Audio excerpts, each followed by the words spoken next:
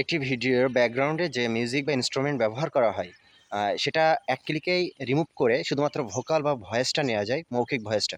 আজকের ভিডিওতে আমি আপনাদের সেটা দেখাবো। এতে করে আপনারা যারা ভিডিও এডিট করেন বা কন্টেন্ট তৈরি করেন তারা খুব সুন্দরভাবে ব্যাকগ্রাউন্ডে মিউজিক ছাড়াই ভোকাল ব্যবহার করতে পারবেন। তো চলুন কথা না বাড়িয়ে শুরু করা যাক। তো এক্ষেত্রে সর্বপ্রথম আপনারা ফোন থেকে প্লে স্টোরের ভিতরে ঢুকবেন। প্লে স্টোরের ভিতরে প্রবেশ করার পরে স্প্লিটিফাই এই অ্যাপসটি লিখবেন SPLITIFY স্প্লিটিফাই। আ এটা সার্চ করবেন। সার্চ করলে যে লোগোটা দেখা যাবে, আমি লোগোটা আপনাদের দেখিয়ে দিচ্ছি বড় করে। জি, এই লোগোটার যে অ্যাপস, এই অ্যাপসটা ওপেন করবেন ইনস্টল করে ইনশাআল্লাহ।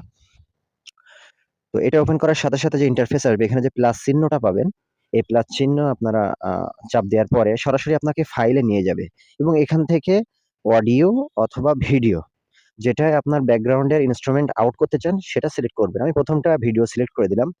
তো দেওয়ার পরে এখানে দেখেন অনেকগুলো অপশন আছে। আপনি ২ ভাগে ভাগ করতে পারেন, ৬ ভাগে, ৪ ভাগে, বিভিন্ন ভাগে। তো আমি যেহেতু ভোকাল অর্থাৎ ভয়েসটা আলাদা করব এবং সাউন্ড আলাদা করব, তো ওটা চাপ দিলাম। দেওয়ার সাথে, সাথে এটা নিয়ে নেবে।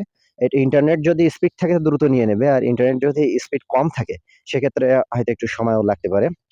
তো সরাসরি আ ওরা ওটা আলাদা করে সামনে শো করবে এই যে উপরে ভোকাল এবং নিচে ইন্সট্রুমেন্ট। তো এখান থেকে আপনি যেটা ডাউনলোড করতে চান সেটা টিক চিহ্ন দিবেন।